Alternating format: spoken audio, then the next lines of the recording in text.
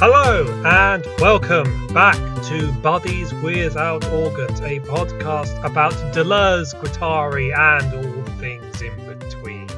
I'm Sean, I am joined here by Matt and our new and exclusive third buddy, Corey. Hey buddies, how's it going? It's going great. We had 20 minutes of wrestling with Zencaster and Skype before getting to this point, so I think we're all in like peak podcast mood right now. We've also, because of time differences, with Corey, you being in Australia, we are recording at a time which is inconvenient for all three of us, but for different reasons. And if that isn't democracy, I don't know what is. And speaking of democracy, not that this is a current events podcast, but our last episode, we recorded it, I think it was the day after the Capitol Hill insurrection. And we're recording this podcast about half an hour, 20 minutes after Donald Trump was found not guilty for inciting a riot. Great. That's fantastic, isn't it? So, my favourite thing about the whole day was I was following the Guardian updates sort of live, getting ready to join our call, and my favourite update I saw was that his defence team said that Trump was a victim of cancel culture, which made me laugh for about an hour. But this is not a current events podcast. This is not a Donald Trump podcast. We are not. We are metaphysicians, all of us here, as a result of studying Deleuze, and we are going to be. Well, this is going to be a little bit different from our last few episodes, actually, because up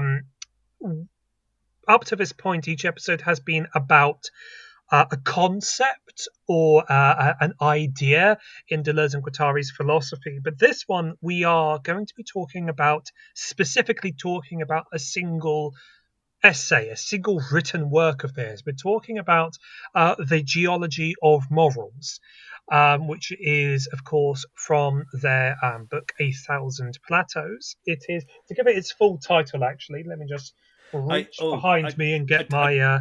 I didn't want to break flow, but I feel like maybe one thing we need to do is we need to have Corey introduce himself. Oh my God, yes we do. I'm so sorry, I have been drinking. Yeah, I think that's what 20 minutes of podcasting does. It's really nice to have you with us, Corey. No, yes, I'm so sorry, Corey. I'm just happy to be here. No, all right. So yeah, I'm Corey. I publish under Corey J. White. I write science fiction, and so it's probably been about 3 years that I've been getting into philosophy and theory, and my first introduction was through podcasts, actually. So for a long time, I'm happy to admit that I thought it was one guy, first name Deleuze, last name Guattari. So, you know, brilliant. Yeah. I think that's probably what they want to want to be known as. Probably it's a melded entity. Exactly. So last year was going to be the year when I actually started reading the heavy primary texts, and 2020 happened. So instead, I've been getting into Deleuze and Guattari properly this year, and now I'm here learning from the two of the best in the business. So I definitely did not have any sort of formal training in this, but I just find philosophy and theory, it sparks all kinds of thoughts and ideas for me. So a lot of when I started getting into philosophy, it was when I had a story idea or I was working on a book, I would latch onto like essays or ideas that I thought could help me with my writing. After starting off with that and having absolutely no foundation, this is the time when I start building the foundation and hopefully starting to understand some of this stuff better than just the surface level I've been latching onto recently. Well, the whole ambition with this podcast is one of the reasons why I started it, while I asked Matt if he wanted to do this with me, was largely for the same reasons, actually. That Deleuze is someone who'd kind of like I'd read and was interested in and found provocative and wanted to understand better. So I'm really glad to have you on board with us, Corey. And yeah, I hope that this is the service that we're delivering to our listeners as well. That because this is, I think, all of us to some degree or another getting to know Deleuze in real time, episode by episode. So yeah, I hope that I hope it all goes well, as I'm sure it will. And if not, we'll just block you on Twitter and carry on. Right. So we are going to be talking about to give it its full title, 10,000 BC, the Geology of Morals. Who does the Earth think it is? And Matt, you are going to be kicking us off tonight by telling us a little bit about structuralism. Yeah, I mean, I think I can. I guess I can. I want to add that I can appreciate the desire to get into Deleuze and Guattari, and I think that my arrival at their work was very similar as a young philosophy. I wish photography undergrad, coming across them both and not really knowing where to start and jumping in the deep end, and it taking about 6 years to actually get any sort of grasp on the thing. But I think that this chapter, in a way, that we're looking at is kind of the primary reason why that's so difficult. I think A Thousand Plateaus was the book that I started with, and have only very, very recently managed to kind of get my head around some things, because there's so much background here, but it's not given up front. And I think that the Geology of Morals as a chapter is kind of their encapsulation of why they've done this, why they continue to do this to us.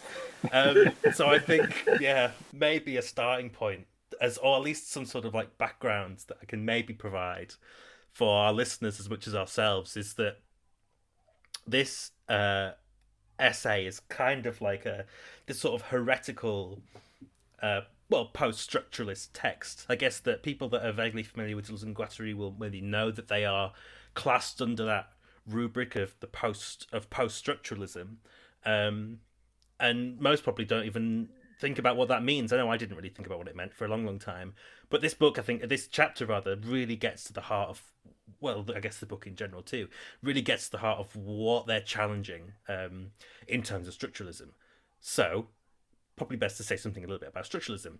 And I guess that structuralism begins from an attempt to understand, quite literally, the somewhat arbitrary structures that give signs meaning. Signs being understood in a very general sense, I guess, as sort of time goes on. Signs, whether that's images, it's literal signs, or I guess at the very start, it's words and language more generally. And there's a guy called Ferdinand de Saussure, who I may be mispronouncing. You never know with French names, but at least it's an Anglo anyway. But he's a linguist and a semiotician. And though there's, I mean, I guess you probably can't put a definitive a starting point on structuralism. He's kind of one of the first theorists to really, give it a grounding, which is that he takes the sign and he breaks it down into two halves. And he says that we have the signifier and the signified. And this kind of simple deconstruction is what constitutes a sign, that describes like a basic semiotic relation that we deploy intuitively every day. So, to give a start at the very bottom, because we probably should, if I pick up a pen and say this is a pen, everything is right with the world, and no one's going to probably come at me and disagree with me. The signifier is that which points, and the signified is that which is being pointed to. So the signifier is the word pen, and what is being signified is this ink-based writing instrument. But then you can say, well, why is a pen called a pen? And if we think about it, there's not really any material relationship where between the word pen and the object it describes. And this becomes really apparent for Saussure and a lot of the other structuralists, because I mean, very evidently, we can agree that we call this thing a pen. If you talk to someone who speaks French or German or any other language, they'll likely have their own word for it. And so, in that sense, if we all have different words for the same thing, then what is sort of, because we might have a shared meaning of what this thing is and does, but it's not really, there's no sort of material basis there. So what Saucer argues is that we understand very intuitively that relationship between signifier and signified only works because the pen as sign is captured within this like sprawling informative structure that we call language. And that's it. That's all there is. So in this sense, a pen doesn't just signify an object in itself, but its whole web of relations. We call things different things, not to describe them in themselves, but rather to distinguish them from other things. So we call a pen so we can identify a pen, but also so we can distinguish pens from paper and paper from desks and desks from rooms and rooms from houses, etc., etc., etc. And that's basically how we build a language, or so the structuralists say. And so it sort of seems like one of those very, very obvious points, but it actually has quite complex implications. And for the structuralists, this basically affects our understanding of language and therefore society more broadly, like quite utterly. So it's, as we kind of said, it's not a materialist analysis of language. There's no material relation that explains why a pen is called a pen. And that makes the naming of a pen totally arbitrary. So language is structural then, in that it explains itself. Kind of in that, like, when you talk about a house, you can't really... You can talk about the thing in itself and you can talk about the different parts, but if you start taking away walls, you're not really going to have a house much longer. It's structural because we use words to explain words. And there's no sort of hidden substrate that we can kind of get back to, like some sort of foundational truth. We're basically beings that are trapped in language. And that insight basically has a huge impact on a lot of philosophy in the 20th century. And we can look to people like Jacques Derrida, who very famously didn't just reconstruct language systems, but also deconstruct them. You can also look at someone like Michel Foucault, who does something very similar, but with history. So whilst Derrida says there's nothing outside the text or outside of language, we can still find interesting trajectories of thought when we consider how language is constructed over time. So in doing so, we may be able to get back to some sort of material foundation, actually, which does explain, if not the words themselves, then the opposing relations that demand new terms be constructed. And it's through that kind of process that we can also deconstruct language to then, produce new meanings as well within it. We can learn the rules of language and then recombine things and produce, new all kinds of neologisms to describe maybe new concepts or new ways of thinking about things that we didn't have previously. Or we can go the other way, and that's something that Jacques Lacan did very famously, where he takes a similar approach, but with a structuralist approach to psychoanalysis. And so he says that we actually have to get out of language and the baggage of its arbitrariness, so to speak. So he does that by turning to mathematics. Now, for Deleuze and Guattari, the arbitrariness of naming things allows them to have a lot more fun with language. So if language isn't without a material foundation, then it essentially does start to look like a house of cards. But for Deleuze, especially, singular, this doesn't necessarily make the structure of language fragile, like the structure of a house would be. You can play with the foundations and make these strange constructions while still making a kind of sense, even if that sense is nonsense. And this is what he does in his book that's a few books prior to Thousand Plateaus. It's called The Logic of Sense, where he explores how nonsense still has a function within the structure of language, despite maybe the structuralists' attempts to rationalize it. And he explains how this application doesn't actually undermine sense, but can actually expand its possibilities. So in this sense, or in this nonsense, he starts his book by looking at Alice in Wonderland, and tries to see it as its kind of own philosophical text. So it's as if Lewis Carroll is it's like a kind of non-Euclidean linguistics. It might not follow the standard rules of language and its structure of grammar, but it can still be used to express truths and meanings. And wrapping our head around that leads us to some strange and interesting places. And that's basically where post-structuralism comes in. And that's something that I think that the Geology of Morals chapter in this book does really well kind of introducing. From the very beginning, It's clearly a very promiscuous text that uses various sorts of language interchangeably, shifting from the fictional to the philosophical to the geological to the structuralist. And it even has this sort of narrative framing device where we kind of begin in the midst of like a sort of post Conan Doyle fiction, where we see this sense and nonsense become intertwined. We're introduced to Professor Challenger, a character lifted straight from Arthur Conan Doyle's various tales, who is used to embody his own name. He's there to challenge and oppose the neatly structured relations that otherwise provide us with consistent meaning.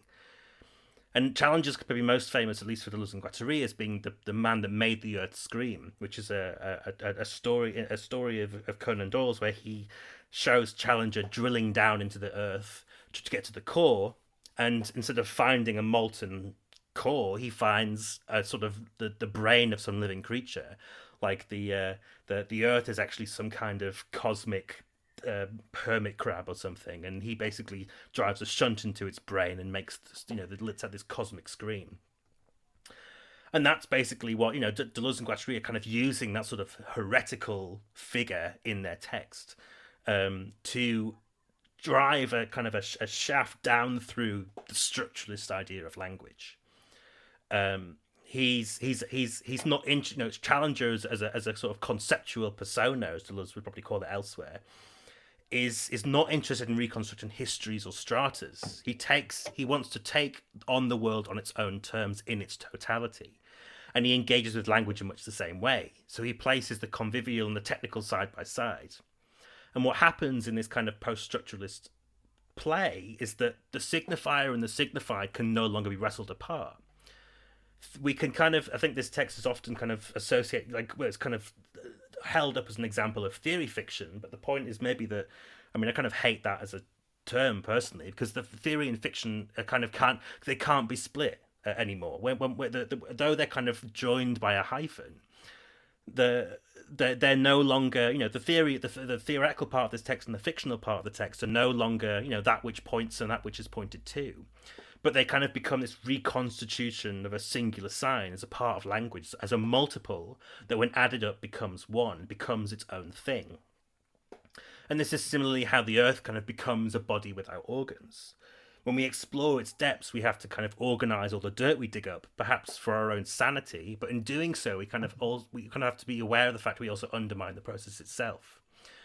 And this is why this chapter, maybe we're kind of going to go into and explore now, and I will give way to my esteemed colleagues, is that, I guess this is to preface the fact of why it's such a dizzying reading experience. Because if we were to approach this text like diligent little readers that we sort of are hoping ourselves to be, breaking down its references and movements, we'd end up kind of losing the movement of it and the force of its presentation, which is to say that in our attempts to render it more legible, we'd maybe start annotating it and adding footnotes for every aspect that's not immediately clear to the average reader.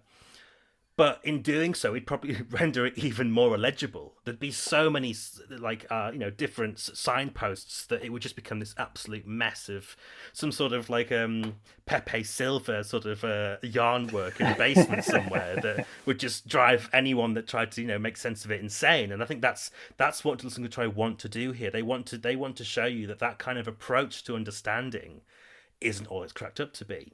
And that's kind of the double bind. We get this concept of a double bind in this chapter, and that's what they're talking about. To analyze the content of this text, we lose the power of its expression. But in embracing the power of its expression, we have to sacrifice the lucidity of some of its content. And that kind of observation is basically scalable. We can apply it to theory fiction on the one hand, as that kind of cleft concept, which cannot be understood either as a composite or as a singular entity without losing kind of the true meaning of its gesture. But we can also apply it to the earth itself. So who does the earth think it is? Well, what is the earth beyond the limits of our knowledge? And what influence does this unknown entity have on our attempts to stratify and break it down? And that's kind of the huge question that they're asking here. On which point, having set you up somewhat, Sean, I'll probably defer to you. Oh, gee, thanks. Well, I think I think before I get into the nitty gritty of it, I do have this, as you'll notice if you refer to the Google Doc, I did put in after Matt's introduction 5 minutes of initial observations question mark. So before Yes, before we yes. we dive into it, yeah, let's just have a short conversation. And I'm actually going to keep an eye on the time here of just like 5 minutes of just like what did it feel to read this text? Corey, if you'd like to go first. Yeah. Okay. So I think when Sean first suggested this essay, he said, like, we'll have some fun with this one, and like, you know, I'm an idiot, so I thought that what he meant was that it was going to be a nice, light, easy essay to ease me into this project. Oh, Uh, a poor foolish child that you yeah. are. But no, and it's not easy at all, but it is fun. And I think like what Matt was saying about the obviously the theory fiction part of it is that by returning to those Professor Challenger sections as the essay continues, they just keep on bringing you back to this like kind of fun substratum. Like it doesn't matter if you kind of get lost in all the geological talk, um, because there's still this other narrative that you like. It's so ridiculous that it just kind of gives you a bit of a breathing room in the middle of all this really dense theory, and it like kind of gives you more energy to carry on. Is how I felt.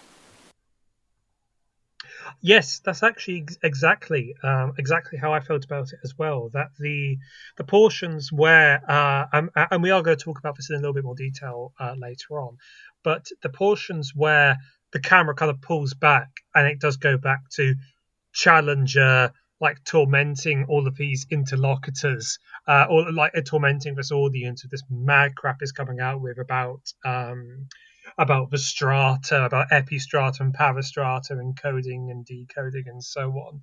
Like after like these long, like page-long paragraphs where it does become very difficult to follow, um, you do then get the fun bits where it's suddenly a bit rude. Yeah, Um, the but yeah, yes, yeah. Well, you do, and they are, and indeed, like the phrase I thought of as well is it is breathing room. It is almost like moments of mercy from Deleuze and Guattari because it is it's much more it is very difficult. It is a difficult essay to read, just like in a plain sense of the word. It is difficult to read this essay, and the I did more than once find myself just lost in the midst of the technical jargon that they were using, and have had to, like, much more so than the other things we've read here, I have had to sort of like go back to the text and read it through several times with a pencil in hand underlining stuff and then referring to the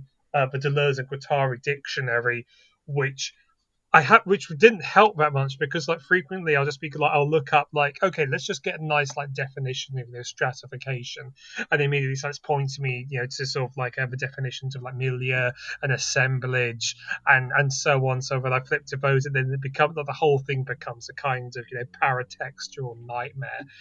Um, so it's really, yeah, it's a hard one. This isn't it? And just yeah, I know you've already talked about it, Matt, but just kicking the ball over to your court for a moment. Just when you first encountered this, reading it, what was it like for you? Gosh, I don't think I even remember. I think that's kind of why I'm actually really interested to hear your thoughts on it because it is the sort of it. I kind of feel like now that I'm more familiar with it, I kind of see what it's trying to do, and I kind of feel like it wants to humiliate you. It's kind of like this utter like I don't know. It's like I mean, what it always makes me think of, and what was kind of making me think of in hearing your responses was that it does force you to do that, like that, having to go back and stop and look at what these different things mean, whether in kind of their initial, wherever the term is actually coming from in the wider world, or how Deleuze and Guattari are using it. And it always just makes me think of this, maybe it might be somewhat of an urban myth, urban legend rather, probably is a myth and legend, but I remember hearing once that Leibniz was supposedly the last person ever to have have categorically known everything. I've heard this, yes. Yeah, like apparently his like he owned every printed book in his had been printed in his lifetime, like in his library. He effectively owned all the knowledge there was to know, like to own in his lifetime, if that makes sense. And that's kind of interesting. That especially, I mean, that's something we should say for a further podcast of Leibniz's influence on Deleuze and Guattari. But I feel like that Deleuze and Guattari actually are very aware of that fact that we're sort of a few hundred years past that now, and no one's going to be in a position, probably not even them, to be able to actually understand all the words that they're using here, because they're pulling it from so many different sources, and that kind of tells us something about who not just who does the Earth think it is, but who do we think we are. That all the knowledge that we've kind of accumulated is just you could never synthesize it all, and I think they find that maybe quite freeing, and so it's like it almost feels like. I feel like for me, A Thousand Plateaus is like a rite of passage now. That's how I kind of look back on it. That it's ego death. It's like you've looked at some philosophical history. Okay, here's A Thousand Plateaus, ready to have like your whole sense of that things torn apart. And I find it quite useful for that. So like that's my. I remember maybe the first time I read it, that's how I felt, and it's only now I've come to appreciate that like. That's kind of what they wanted me to feel. at least I hope so. They're not just being twats for the sake of it. But, or they are being twats for the sake of it. But. Because I think that ties into the theory fiction angle in that the way that they use Professor Challenger, who is a fictional character, as the like narrative frame, but then they start to bring in these other thinkers and these like real thinkers, real scientists. So it adds a kind of hypostational element to the essay. Like if you're not familiar with Arthur Conan Doyle's work, then maybe Professor Challenger is just as real as these other people that are being referenced in the endnotes.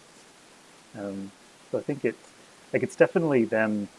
It feels like it's them showing off in a lot of ways. Like here are all the books that we've read, and we're not just going to dryly reference them in this essay. We're actually going to like put them in the room with Professor Challenger, yelling at each other. Just because we're going to have fun and we're going to challenge you. Yeah. I also wonder there's maybe this other side to it that if it even in trying to encapsulate so much science and other kinds of forms of understanding, it kind of actually like roots back round and becomes an almost occulted text again. Because there's, I mean, one thing that I've actually always kept in mind when reading this is that I should say that all of my knowledge of this essay and any like entry point I've found to it comes from Robin Mackay, who did a seminar on this chapter a couple of years ago. And I remember he said something when he studied it, when he was at Warwick University, being taught by the ever infamous Nick Land. And he shared this anecdote that was like, Nick Land apparently always insisted the best way to read well, not just this chapter, but the entire book, was to kind of take the last two words of every paragraph.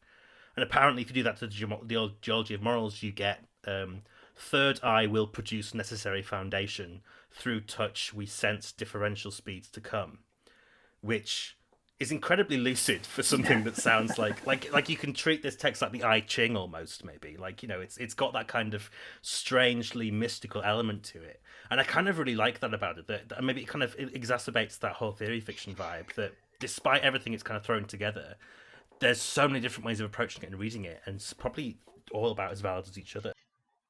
Right, so pressing ever onward and indeed ever downward, I'm going to talk for a bit about stratification, because a great deal of what this text is dealing with is the geological, like the actual literal scientific geological process of stratification, and then applying the concepts and the imagery and just like the literal non-metaphorical processes of stratification to different orders of strata, for want of a better term, rather. So this is going to be a little bit exegetical. I'm afraid I am going to be just trying to wrestle with actually what is it that's being conveyed in this text for a little bit. So Deleuze and Guattari, or rather Challenger, begins with the earth which they describe as the deterritorialized, the glacial, the giant molecule, which is a body without organs. Quoting from them, this body without organs, and it's interesting that they say a rather than the, and this rather than the. This body without organs is permeated by unformed, unstable matters, by flows in all directions, by free intensities and nomadic singularities, by mad or transitory particles. And upon this earth occurs stratification, which they describe as being both beneficial and unfortunate. And the listener might remember our first episode when we talked about the body without organs, and again, the essay that we talked about there is from Thousand Plateaus. It's from How Do You Make Yourself a Body Without Organs, which is an easier essay than Geology of Morals. But what you might remember from this is you get this. I will say dichotomy, actually, this dichotomy between the strata and the body without organs, or the plane of consistency, and how the strata are ambiguous. I suppose how the body without organs is ambiguous as well, because one can't help but live on the strata for at least some of the time, and there are worse fates than staying on the strata as well. The pursuit of the body without organs, as we covered in that episode, can be destructive in more ways than one. Deleuze and Guattari go on to say, strata are layers, belts. They consist of giving form to matters, of imprisoning intensities or locking singularities into systems of resonance or redundancy, of producing upon the earth of the producing upon the body of the earth, rather, molecules large and small, and organizing them into molar aggregates. Strata are acts of capture. They are like black holes or occlusions, striving to seize whatever comes within their reach. And we can, and I think that we should take what's being discussed here very literally. They are talking about geology here. They are talking about the earth itself and how the layers upon the earth are formed. When we dig down into the earth, we encounter layers of artifacts, and we also encounter the depository layers of inhuman natural processes and mechanisms. And what's interesting as well here is, by digging downward, we encounter the past. Right, the further down we go, the deeper into time we are traveling, and conversely, the past creates the future by a building up of the strata, of the layers. And what's significant as well is that the layers aren't separate from each other. Each strata is the substratum of the next strata. And again, like I am aware that I am just like reading long bits from the text here, but I honestly don't know. I don't know another way around this because this is so fucking difficult. Quote: the layers are the strata. They come at least in pairs, one serving as substratum for the other. The surface of stratification is a machinic assemblage distinct from the strata. The assemblage is between two layers, between two strata. On one side, it faces the strata. In this direction, the assemblage is an interstratum. But the other side faces something else, the body without organs, or plane of consistency. Here, it is a metastratum. And as well as this, the strata are all in a state of communication with one another. They borrow from one another. They draw the molecular material out of each other. And again, what Deleuze and Guattari tell us is that although they borrow, each strata borrows molecular material from the substratum, and the substratum is stratum in its own right. It is its own strata. There's no guarantee that the molecules will be the same in this process of drawing up from underneath. And I think there's a way of and Matt, you used some very good metaphors of talking about structure earlier, where because this is, and at least this is how the Deleuze and Guattari dictionary like puts it, we should think of stratification as like their direct challenge to structuralism. And I'm dealing with this at perhaps like a somewhat superficial level here because that's just where I am with this at the moment. But if you think of the term structure in the very literal sense, structure, it implies intention and establishment and distinctions into parts where foundation and floors and walls, windows, ceilings, they are only themselves for as much as they're themselves and not something else. The window isn't the wall, the floor isn't the ceiling, and so on. But the strata, on the other hand, are a ceaseless chemical process at every level and within every level as well, within every layer. And I am and people who have close read this essay before will realize I am skipping over a lot of the minutiae of how they actually describe how the strata operate and how they communicate with one another. And that is just because I'm sorry, I don't get it. Like a lot of it does just is just so opaque to me still, and I spent today kind of going over it again and without much headway, unfortunately. But I think like there are things that we can draw from it all the same without getting too lost in the minutiae. And one thing that really stuck out to me throughout is, and again to refer to our most recent episode, the last episode on the desiring machines. One of the points that they make very clear in that essay is that they challenge the notion of clear distinctions between the natural, the human, between the natural and the human, and between the human and the artificial, and instead they describe in the Schizophrenic's Walk this kind of continuum of desiring machinery, of desiring production, and how there aren't essential breakages between these different realms. At least in that was my reading of it. And I think we do see something similar here. The communication between the strata and the orders of strata, for want of a better term, because they do distinguish between the geological, the organic, and the human. But at the same time, there is continuum between them, at least in my reading. And if we see strata as instantiating the movement of time, we also see a profound continuity of history with itself, with history communicating with itself, with molecular materials being transmitted through the strata up and up and up. They tell us as well in like very typically provocative Deleuze and Guattarian language, the strata are judgments of God.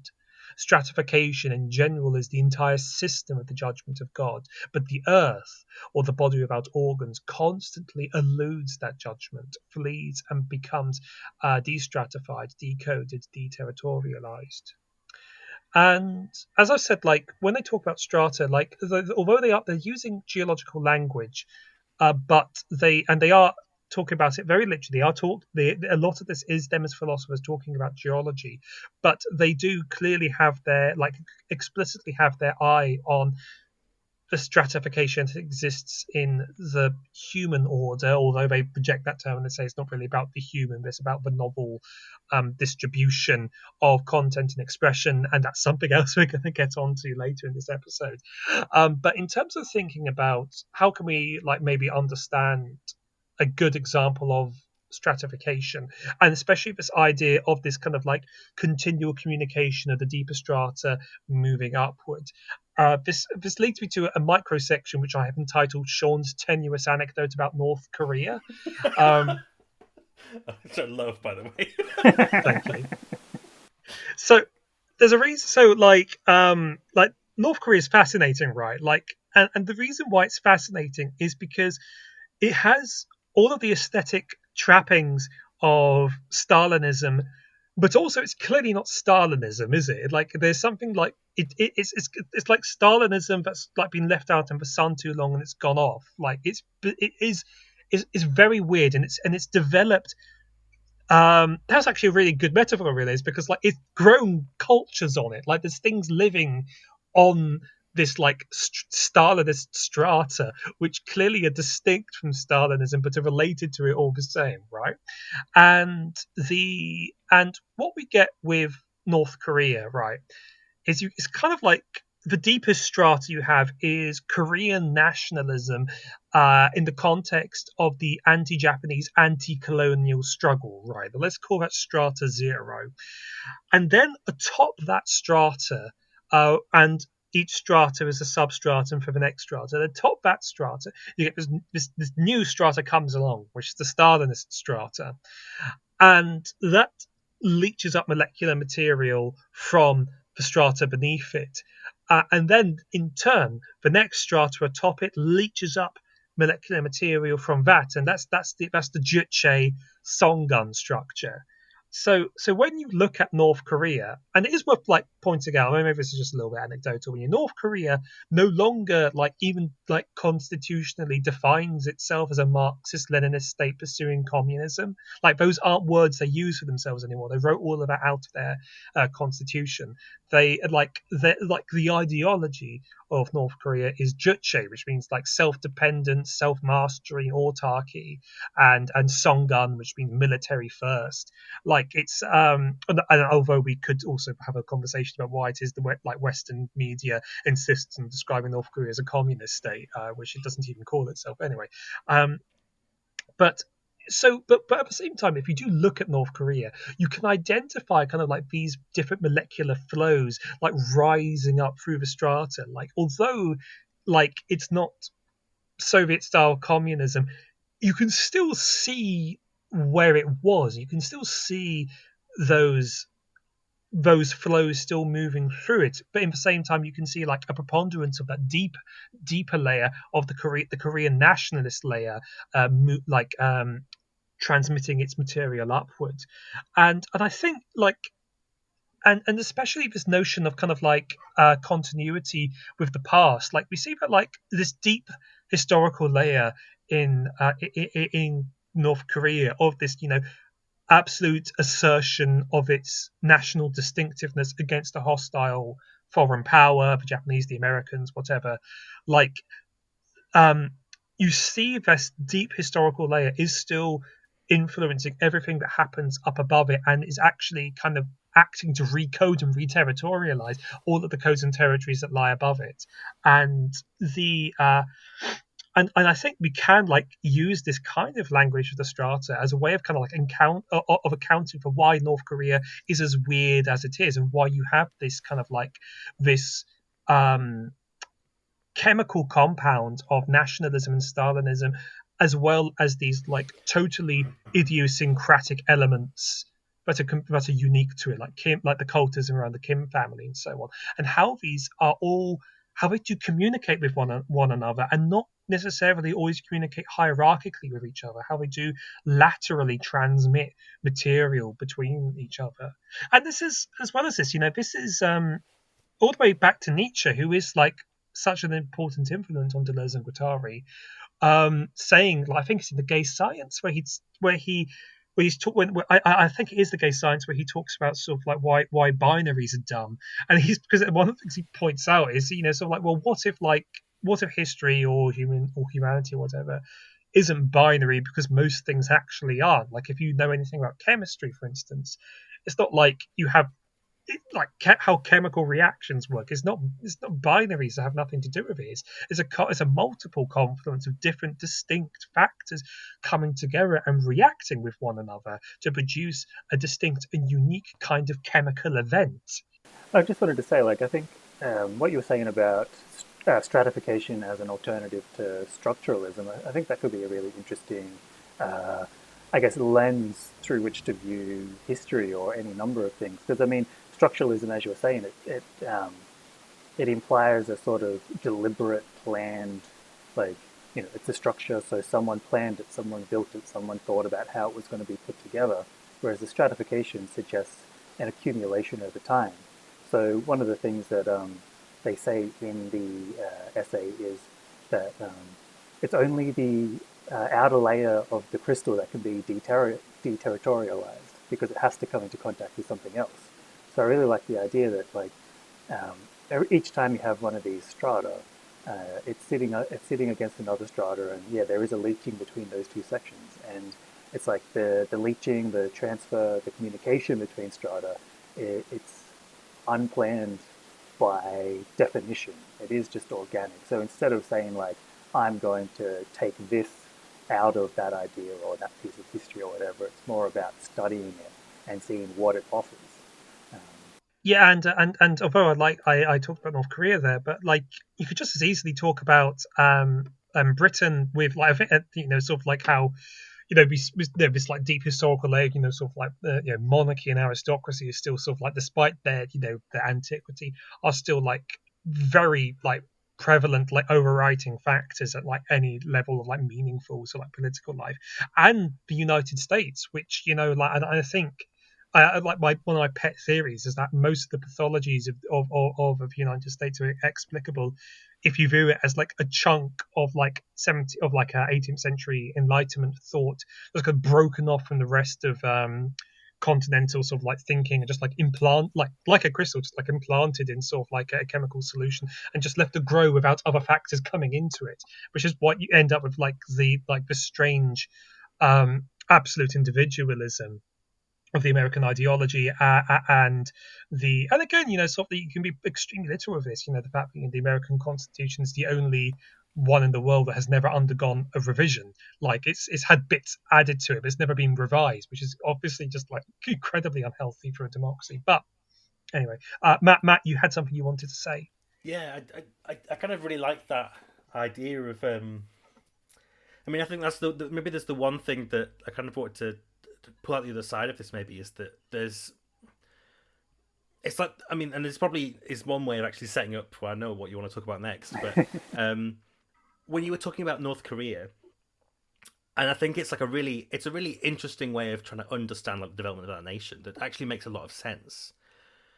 But I guess then part of it is like, how does that sort of development work at the level of ideology? Like, and I feel like it feels very similar to how they, I should say, Deleuze and Guattari, think about like capitalism, right? When they talk about these things like they talk about how I think maybe if it's probably in Anti-Oedipus, but it's full of contradictions, but the contradictions don't solve anything. That's what it's what drives it. And it's like that in itself is this kind of that's these strata coming together. They might not actually make any sense next to one another, but it's kind of that meeting and that kind of fission where it's precisely the fact that they don't connect and blend together also perfectly that then produces a new layer, and then we kind of you accumulate stuff. But I also think there's like this flip side to reading it, as again it kind of comes back to the fact that this essay is this chapter rather is like a sort of a humiliating read. I kind of think like it's also trying to humiliate structuralism. Like you get this, it kind of reminds me of Zeno's paradox, or what he calls his dichotomy, like pre-Socratic thinker who has this basically whole way of like it sounds kind of ridiculous, but it's kind of fun to think about, where he basically puts forward the notion that there's no such thing as movement. You can't, movement is impossible. And the way that he argues this is like he actually uses like a sort of like the hare and the tortoise and the hare sort of are like vibe, but instead of a hare, it's Achilles. And they sort of say, well, Achilles is the fastest runner, and a tortoise is very slow, so we're going to give the tortoise a bit of a head start.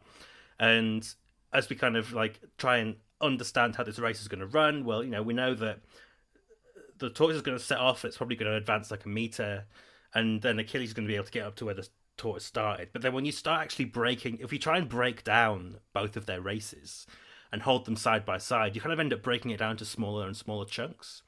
So like before, and I guess I mean it's probably not worth actually explaining the whole of Zeno's paradox, but it kind of feels like what they're doing here is somewhat similar. That when they're digging down into the strata, or whether it's Deleuze and Guattari or the structuralists in general, in digging down to the layers of meaning that constitute society, what are they trying to get to? If we're trying to get to the core, and that's the kind of goal, we're going to get from A to B.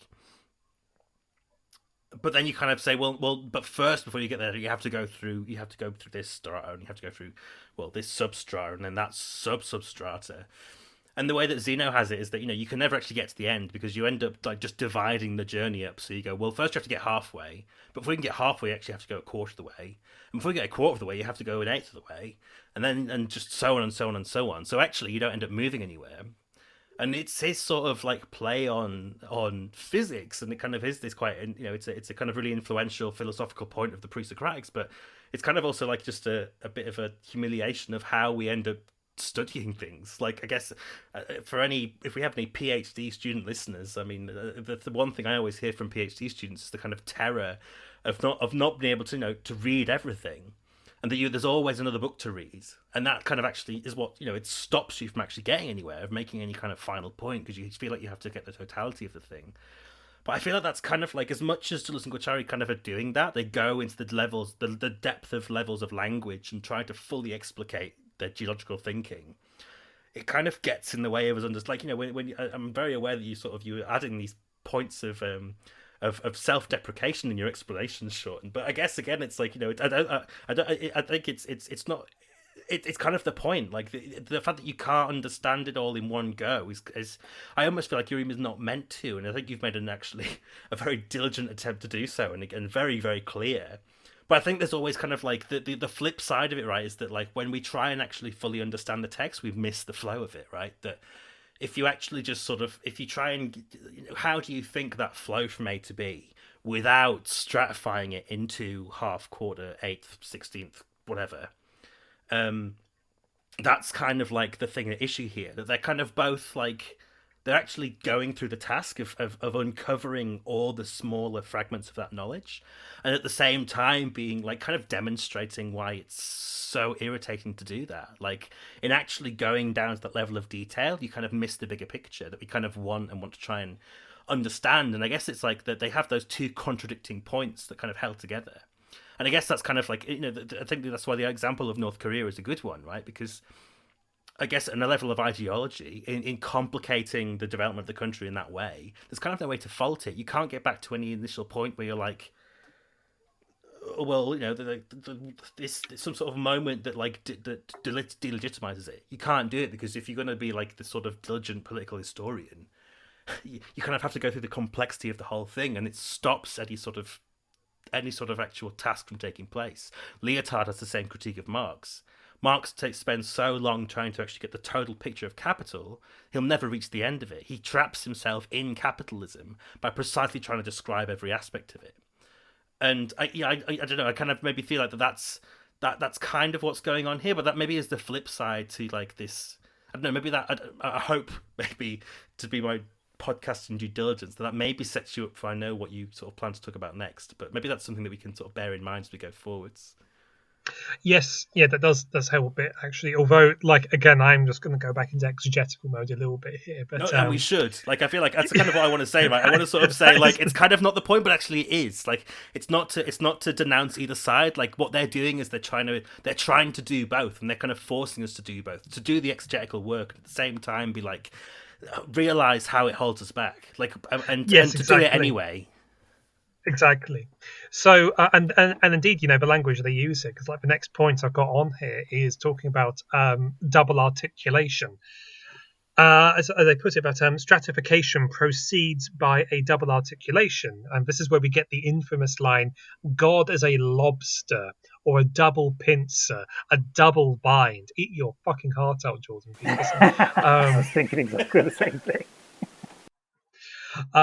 Double articulation is something so complicated that Deleuze and Guattari only speak of it relatively in terms of particular examples and not general concepts.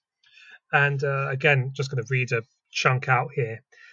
The first articulation chooses or deducts from unstable particle flows, metastable molecular or quasi-molecular units, substances, upon which it imposes a statistical order of connections and successions, forms. The second articulation establishes functional, compact, stable structures, forms, and constructs the molar compounds in which these structures are simultaneously actualized, substances. In a geological stratum, for example, the first articulation is the process of sedimentation sedimentation, which deposits units of cyclic sediment according to a statistical order. Flysch, with its succession of sandstone and schist or schist. The second articulation is the folding that sets up a stable functional structure and affects the passage from sediment to sedimentary rock. So what isn't being discussed here is a distinction between substance and form exactly, because substances are already formed. Substances are formed matters. Forms, again quoting here, forms imply a code, modes of coding and decoding. Substances as formed matters refer to territorialities and degrees of territorialization and deterritorialization. Each articulation has a code and a territoriality. Therefore, each possesses both form and substance. It's, in my own words, it's forms and substance all the way down to the body without organs. The point is that substance only takes meaning in the context of the strata. Beyond or beneath the strata is unformed matter, which is not sheer substance or pure substance. It's pre-substantial. It's the body without organs. To have substance is already to be coded and territorialized. So what we see here is, on the one hand, like what we see here is Deleuze and Guattari placing human social phenomena in the context of it, like this greater natural cosmic process. But there's also like this deep complication of any attempt to, as you put it really well there, Matt, any attempt to kind of like cut your way down to the bedrock of meaning, because no matter how far you cut, you never arrive at the atom, at the uncuttable final point of beginning, because no matter how far you go into the strata, it's always form and substance.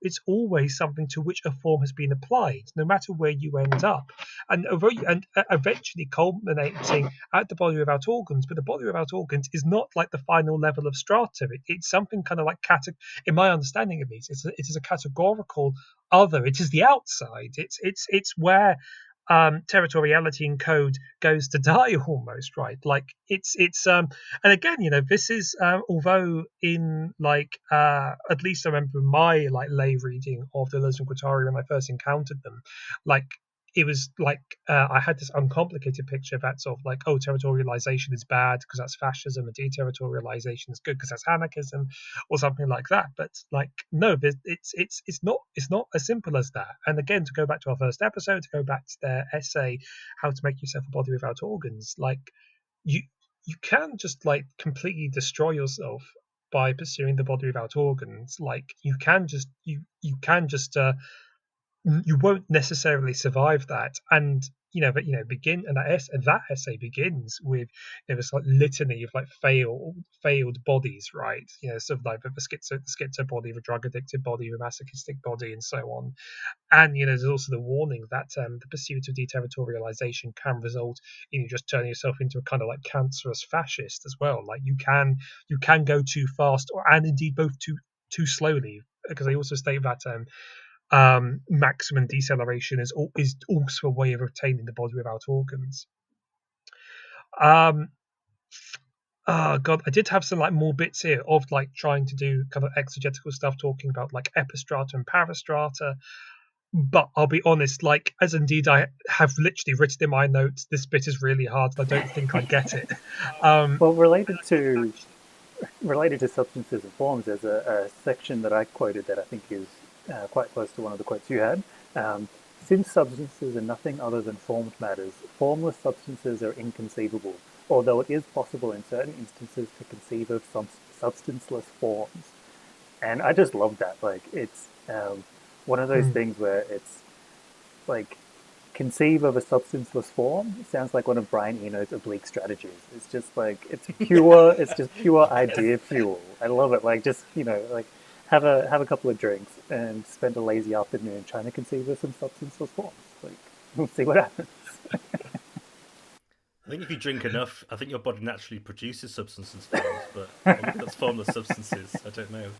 But yeah, no, it's wicked. Although I have to admit, my brain did just immediately produce the thought there's of like, for God's sake, Brian, some of us have like have work in the morning, you know, like some of us have jobs to go to. Yeah, so actually, no, I think I am actually going to just sort of like to let Matt pick up the thread there, because I think I have reached my own boy without organs there in terms of how far I think I can go with this. I do really like. I mean, I liked your.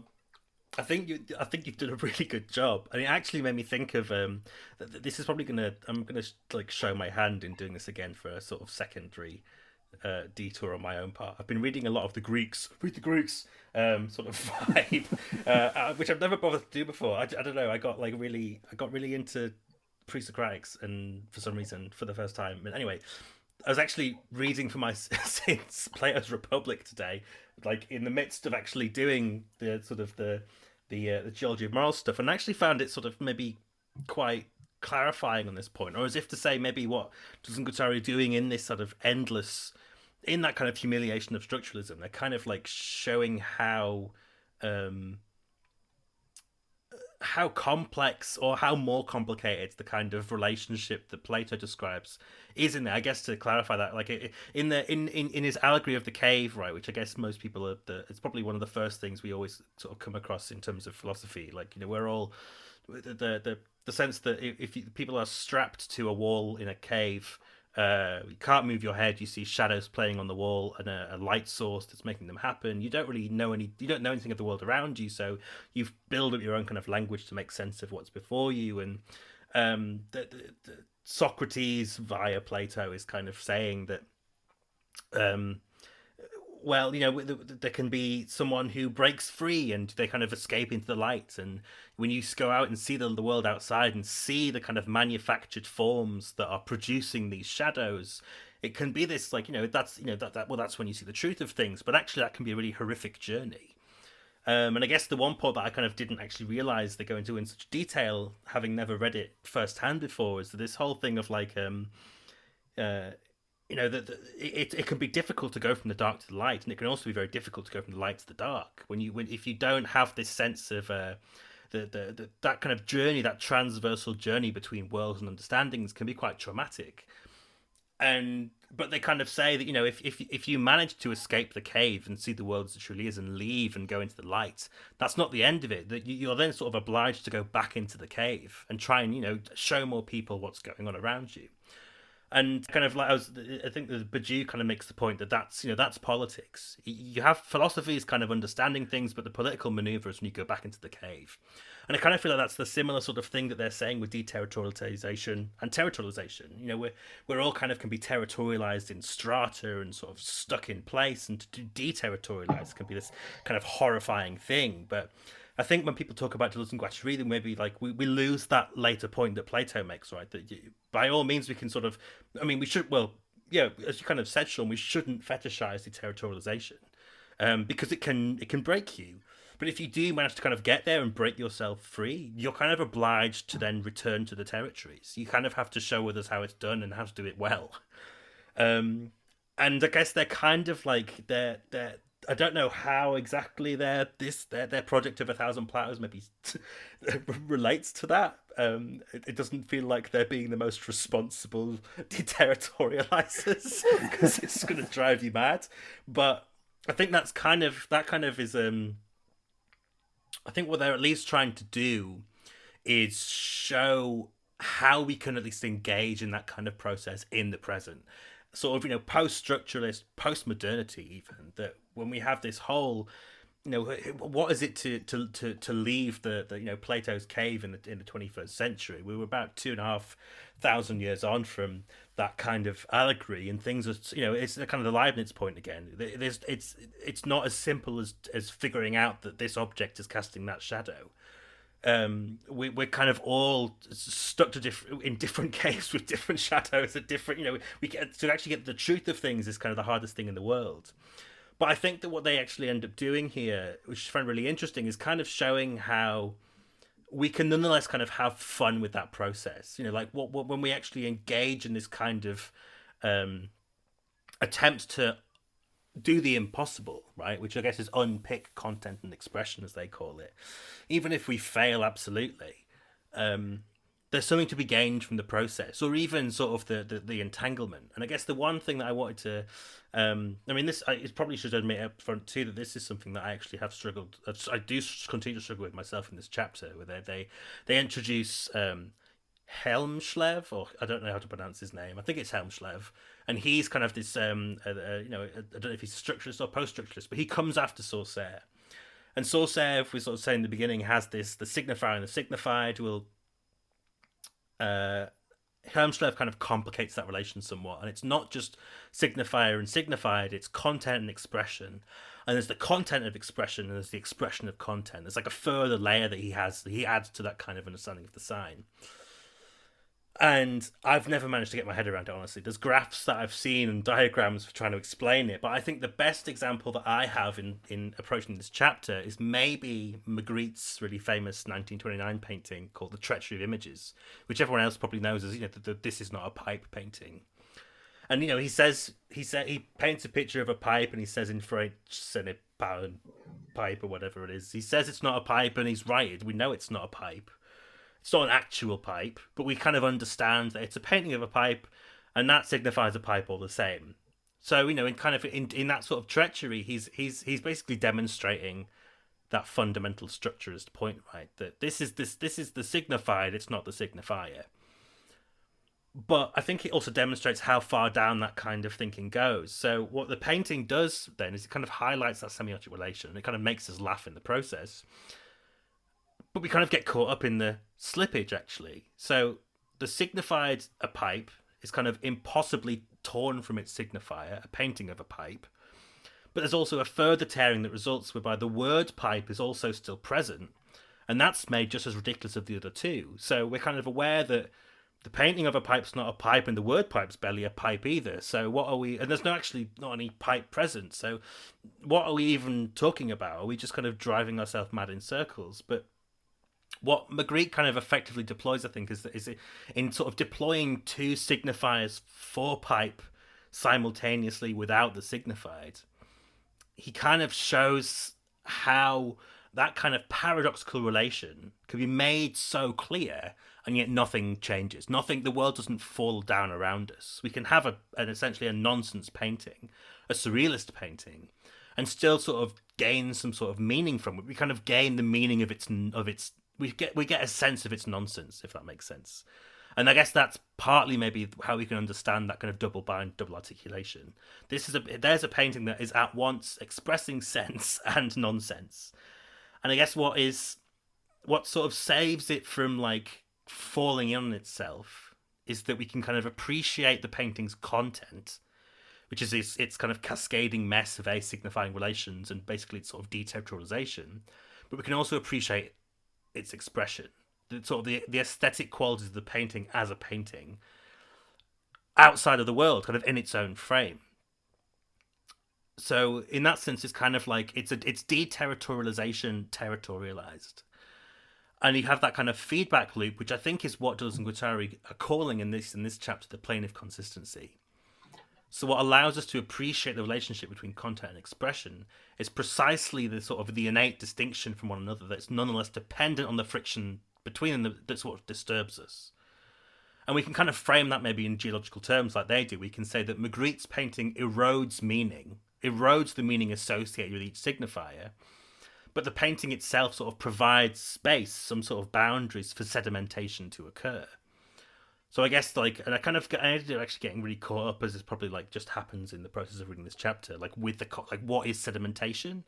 And I guess I kind of understood it in my head as just like when, like if you have sand in water, sedimentation is like what happens when it all sort of settles on the bottom. But then I kind of clicked on the Wikipedia page for it, as you're kind of bound to do. And then they also talk about like centrifugal acceleration, as if to say that you can actually get sedimentation from shaking things up so much, which because I'm not a scientist, never really thought about that before. And that kind of maybe just further demonstrates the sort of paradoxes and contradictions that kind of happen and are on display in this chapter. Like we can laugh at the utter crisis of meaning on display, where the content, and which maybe Deleuze and Guattari are using to describe, they call sort of the abstract machine. I'm not sure if that's correct or not, but it's kind of my sense anyway. And because it's contained within the boundaries of the painting or expression, or as they put it, the plane of consistency, that's kind of, we get this double bind again. And I think maybe it's worth pointing, as kind of as Sean's done a few times, back to our first episode when we were talking about the body without organs. I think we discussed like what Spinoza calls naturing. And I guess that's precisely what's occurring here. Nature naturing is like, it sounds like a tautology, but actually no, it's, nature is maybe the content and nature is its expression. And you can't really cleft some sort of the distinction between the two, but it's there in some sort of abstract sense.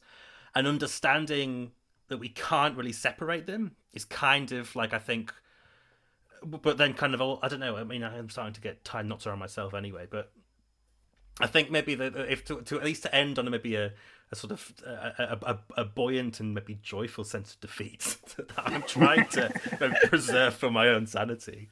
If we're trying to struggle to like follow the twists and turns, I kind of always fall back on the observation. This is not just an observation for this book, but also a book that I read in another reading group, a Psychonopedia by Resin Negrestani, which is very much kind of post-Deleuze and Guattarian book, very much like A Thousand Plateaus, I think, in its own way.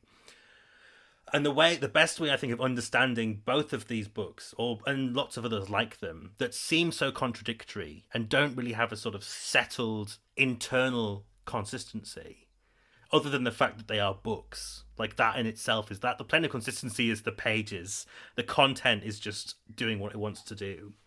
But I think that it's doing what it's. The point is, I think, and I kind of want to pause and emphasize it, is that this book, like others, is doing rather than explaining what it's trying to describe. So it's not just saying, here's what I think. It's asked the question, who does the Earth think it is, rather than just explaining it to us. It kind of it shows through like this wild ride through the earth sciences in all of their glory how impossible that question is to answer. It doesn't explain that we don't have a sense of the totality of the earth. It does it by kind of humiliating the actual language that it's trying to deal with. It kind of it's a self-undermining contradictory text that actually I think is really, when you kind of get a sense of what it's trying to do, it becomes all the more clarifying for its confusion. It's demonstrating its thesis through the very explication of its thesis. It's written. It's kind of like I always talk about Cyclopedia as a bad book. If you were going to judge it on relative to other books, it's a bad book. But the point it makes is like it doesn't want to be a good book. It doesn't want to be stratified into that kind of like, if not the judgment of God, the judgment of some literary critic. It wants to do away with judgment and just have the intensity of shifting from one place to the other. And if we don't get anything more out of this chapter than that, I think we could at least sort of claw back some sort of win. At least that's my feeling anyway. I think the title of the essay works just as well if you read it in a sassy voice, like, who does the Earth think it is? Totally. Yeah, it's there's so many ways you can read that question, and I think they're all valid. Like, no matter what tone and attitude, they should all be on together. Hell does the Earth think it is? What actually, this is maybe a little bit tangential. Oh, of course it's tangential, but it's a podcast. It's 10:30 at night now. But just before we get onto your section, Corey, like one thing that you already mentioned, I think offhandedly earlier, Matt, how this is a scientific or text that uses scientific language, but might as well be an occult text.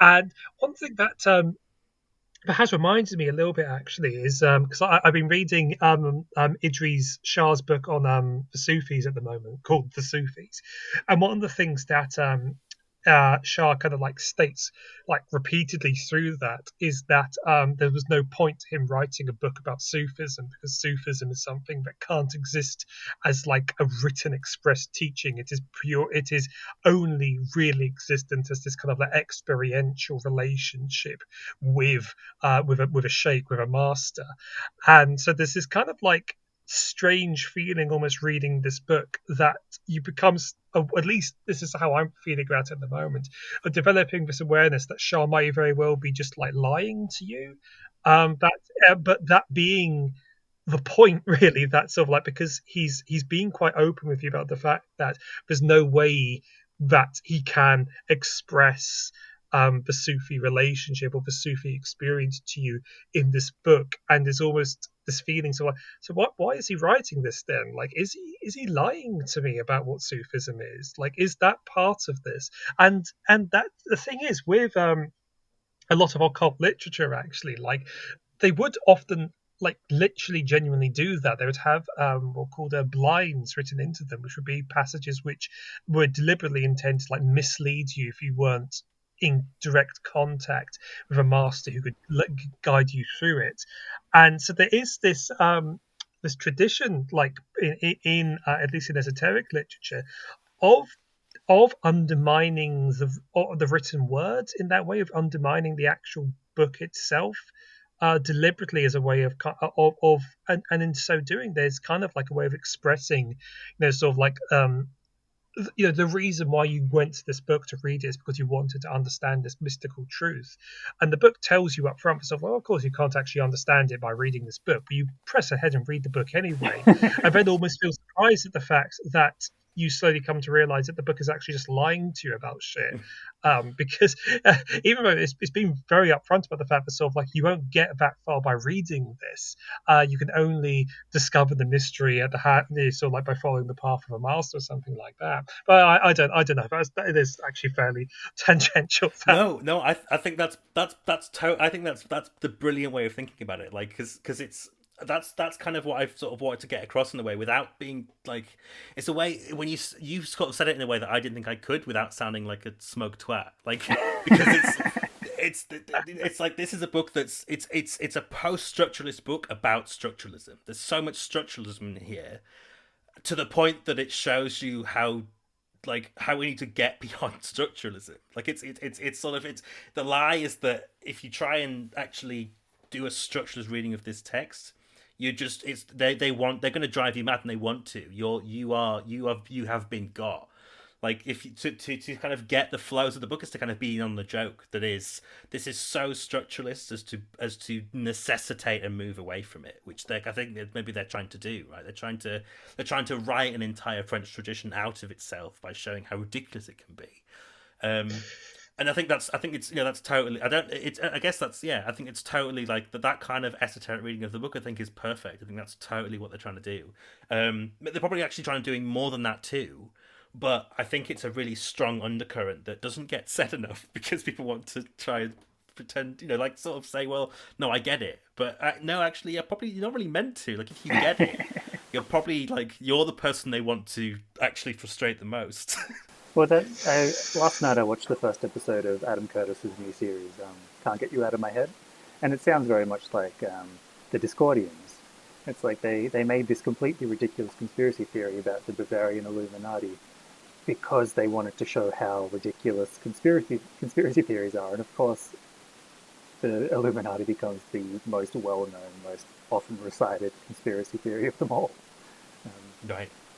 Completely backfired in it. Yeah, I think that's a large part of their whole, well, of their influence too. I think that's maybe even why I think a lot of us people that do read Deleuze and Guattari, they're very aware of their successors, like the CCRU, and I guess it's a similar sort of thing. I know a lot of people that do take it very, very seriously, and there is a lot of serious sort of like thinking in there, and at the same time, like, you kind of, to actually separate the joke from the actual point being made is far from simple. But I feel like there's a definite undercurrent of that same thing, and I think, I mean, I could probably talk about a bunch of things there's been monstrous children born of this kind of enterprise that's sort of, it totally undermines whatever was trying to be achieved in the first place. But that's what happens when you play with this kind of post-structuralist fire, I think.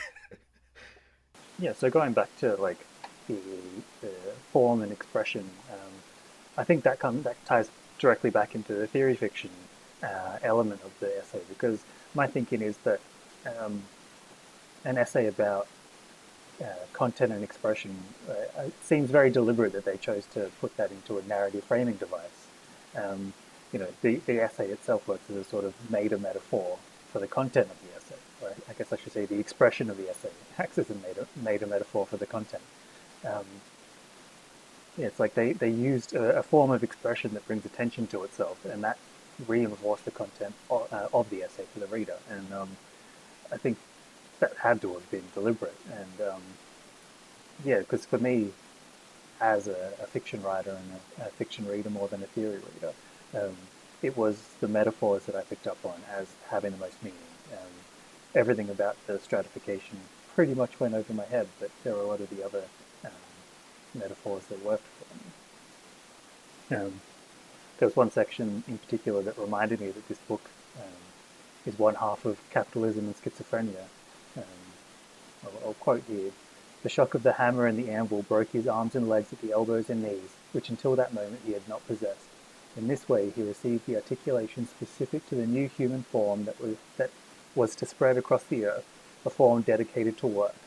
His arm became folded with a view to work. Um, and I just love that, like those kind of metaphors that they add throughout the essay about like the deterritorialization of the human body. Those all really jumped out at me. And then, interestingly, you see a deterritorialization of Challenger's body as the framing device kind of carries forward.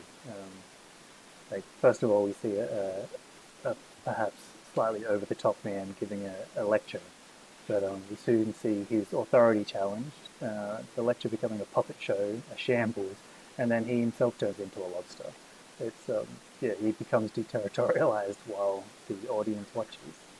It's yeah, it's both ridiculous and fun, but also again he's just reinforcing the messages inside the essay. Oh, and the other thing I wanted to mention that it reminded me of a recent interview with Mackenzie Wark that I read, where she was talking about theory as a literary genre. Um, so yeah, again tying in the theory fiction element and the theory element. I just really like this about theory in general. And so what she said is, what's the art, if I can say that? What's the literary dimension of writing theory? It's a genre of literature. Marx is a literary genius. We sort of lose track of that, creating language to describe new situations, but in ways that don't lose track of their genesis and genealogy. To write theory as a literary genre, to tackle that, rather than recycle these terms we picked up from the great famous names. And I feel like that's possibly a huge part of Deleuze and Guattari's work is yeah, re-territorializing these old names and concepts and creating entirely new ones. I think this essay in particular and their work more generally would be a great example of theory as literature, as Mackenzie Wark um, discussed. Yeah, I think that's super important to Deleuze especially, and I think this is something we even entertained of maybe discussing on a future episode. But I always just think that the last book that Deleuze wrote before he died was Essays, Clinical and Critical, where he quite literally tries to make that sort of distinction. I mean, he discusses, I think, in his book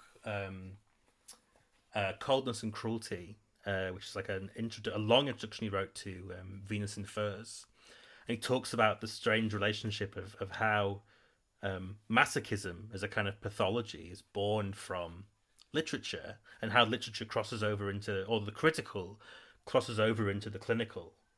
Um, and I feel like that's precisely the sort of like transversal relationship he wanted to encourage. And I think that's, we sort of see the other side of it here, where they're trying to like do almost like cut ups, almost like take all these different threads out of very technical language from the earth sciences and produce a new Challenger story out of it.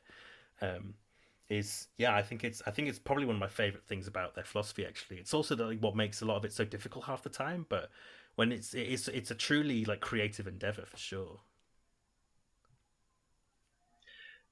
Yeah, and one thing that, like, very specific point to mention, I want to mention, is the fact that, like, at the end of this essay, they are just quoting at length Lovecraft, which I like, despite which I was embarrassed to realize that I didn't know, like, up until this point, that Deleuze and Guattari, like, had read Lovecraft, because I knew they loved American literature and read all sorts of, like, weird crap like that, and obviously I knew about, like, a Lovecraftian influence on CCRU and all of that, but I actually didn't realize until I got to this that they were just, like, they quote at length through the gates of the Silver Key, which is and again, it's you could equally imagine Professor Challenger actually turning, well, as indeed you arguably he does, turning out to be an avatar Nyarlathotep or Randolph Carter in one of his dream journeys, something like that.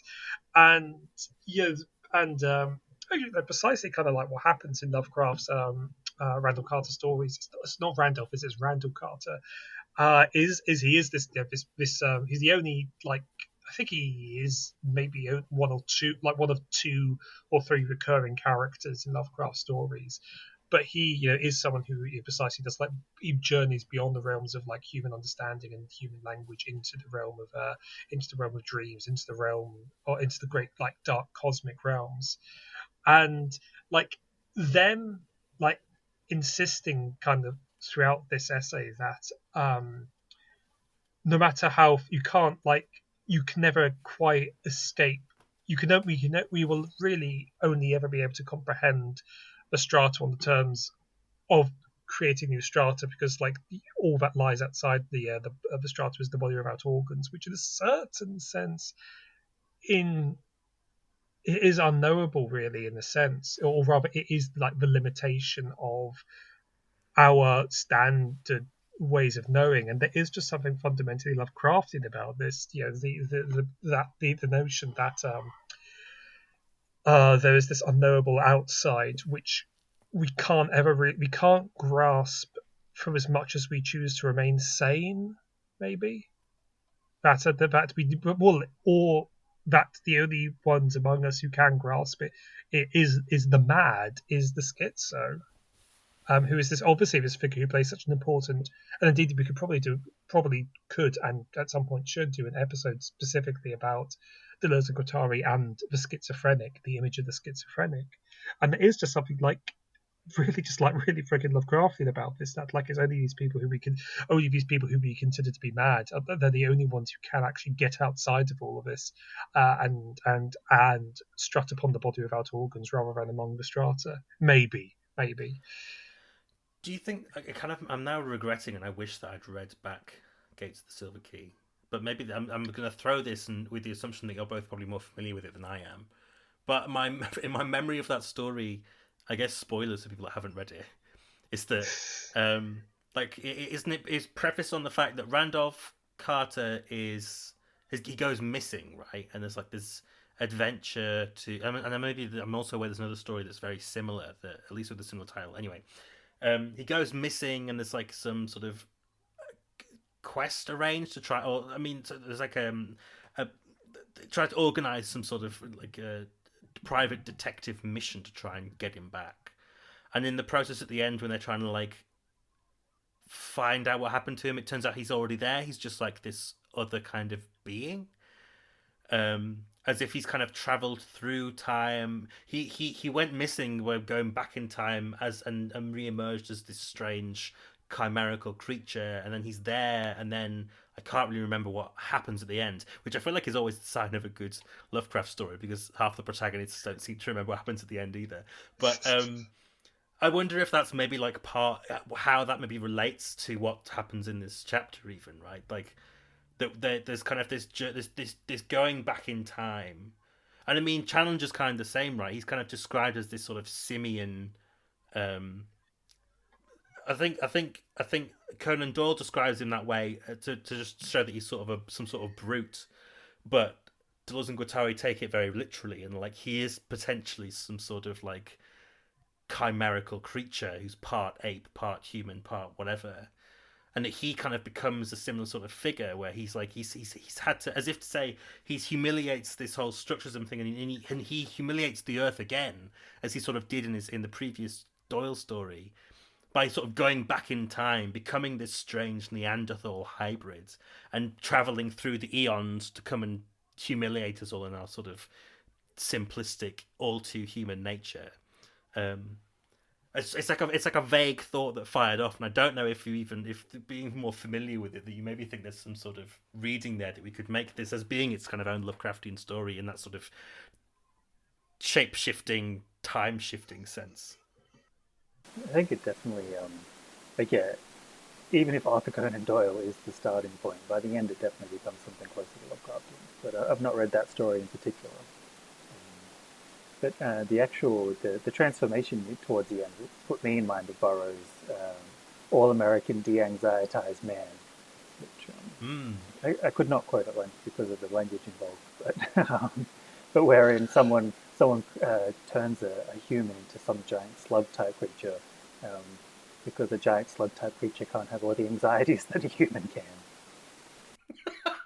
Yeah, I think that's even part of the whole literary fascination for Deleuze with American literature. Because I mean, the one, and again, it's probably something we should come back to, and rather than sort of go down the rabbit hole. But I think my favorite thing that, and it kind of was also another form of humiliation, because my sort of philosophical journey begins with a love of Bataille, and I like Bataille's philosophy more than his sort of his fiction. And I actually had a friend who read Story of the Eye for the first time, and they were sort of talking about how it's just so over the top. There's just nothing left. It's just like there's no. Well, I guess this is precisely Deleuze's point. It's like there's no secrets there. It's just all laid out in all of its kind of gruesome bodily glory. But Deleuze kind of hates that about French literature, and it's kind of like its transgressiveness is just to be really explicit, and actually prefers the American literature tradition, um, because it knows how to keep a secret. It knows how to keep things from its audience in a way that actually provokes more intrigue and kind of more fear than just describing sort of some scatological, book length scatological adventure. It's actually far more effective, at least he thinks, to keep some secrets. And I think that's maybe partly another way of understanding his own approach to philosophy, that it's not all about clear explication. Actually having some secrets to be delved into is what kind of makes that your work more timeless, maybe. It's interesting what you say about the transgressiveness of French literature, because there is a movement I've noticed on Twitter of people who are writing transgressive fiction, and it just seems to me that it's a terrible starting point for fiction writing, is to aim to do something transgressive. It seems like something that needs to just happen, otherwise you do end up with this empty scatological, a book-length piece of scatology. Seems like a poor goal. Yeah, I think it's. I mean, yeah, I agree, and I kind of feel like but it's an interesting. If I wonder if that's what this book is, even if A Thousand Plateaus is their scatological adventure. It's them just like, and because I guess that's partly it. Like it's kind of this Lyotardian critique too, that I always think about Lyotard and the liberal economy, talking about like how you can enjoy swallowing the shit of capital. That these sort of Marxist academics need to stop shaming the proletariat for enjoying the kind of the mod cons that capitalism provides for them. It does them precisely to enjoy them. And I kind of wonder if the Deleuze and Guattari are kind of doing the reverse sort of here, by saying like, no, we, as much as we kind of hate this overwrought, totally unliterary type of philosophy, we're very aware that it is also very enjoyable to get into the sort of depths of things and pick out every single, try and understand the significance of every other word. It is something that's quite thrilling in its own sense, even if they kind of want to destroy it at the same time. Which I guess, yeah, that's the double bind, right? That's the double bind of the whole book, maybe. I think that might be a as good a place as any to bring it to a conclusion tonight. Um, so yeah, okay. Let's round up the various things. Matt, where can people find you? People can find me on Twitter at Xenogothic, or I blog over at xenogothic.com. And Corey, where can people find you? You can find me on Twitter at CJ White. or my website is coreyjwhite.com. Is there anything that you want to plug fiction-wise? Do you have anything coming out Uh, very soon? the paperback edition of my debut novel, Repo Virtual, is out in April. So the hardback and audiobook is available now. But if people prefer those flimsy paperbacks, yeah, that's coming out shortly. And you can find me on Twitter at Hauntonaut. That's more or less it, really. I don't know, how quick I'm going to be with editing this. We can record this on a Saturday night, so we see how active I feel on a Sunday morning. To try and maybe try and get, I might try and get this all done in 24 hours. But in fact, I'll have to because we release it on Monday. Damn it! Yeah, so I'll try and get this. So this should be, you should be hearing this on the Monday, and I've subscribed to Acid Horizon on Patreon, and if you do that, and I'm planning on joining them for the difference and repetition reading group, which I think starts a week today on Saturday. So I don't know. You might be able to see my face on a Zoom call or something like that. If you want to say hi, I don't know. I'm just doing it because I want to try and understand Deleuze better, and they seem fun. Anyway, thank you everybody for listening, and until next time. Oh God, we don't have a sign off yet, do we? I don't know. Until next time, goodbye and stay healthy. Bye bye. Bye bye.